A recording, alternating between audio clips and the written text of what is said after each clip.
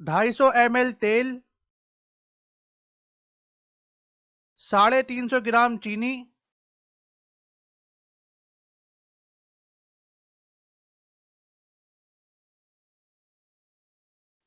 15 ग्राम या 2 खाने के चमचे बेकिंग पाउडर, 7 अंडे, 1 चाय का चमचा या हस्बे ज़रूरत चॉकलेट एसेंस।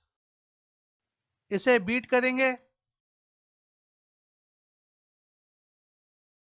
350 ग्राम मैदा, इसे फोल्ड करेंगे।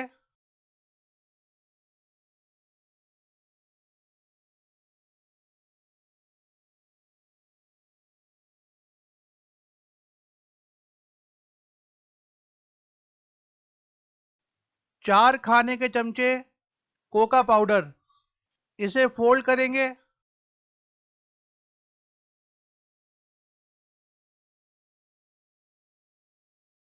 30 ml पानी, इसे मिक्स करेंगे।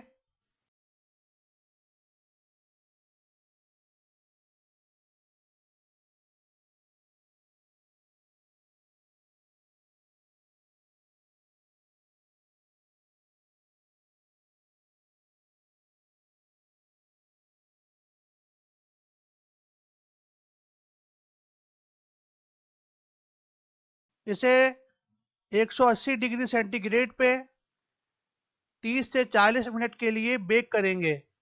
प्री हीट करना ना भूलें।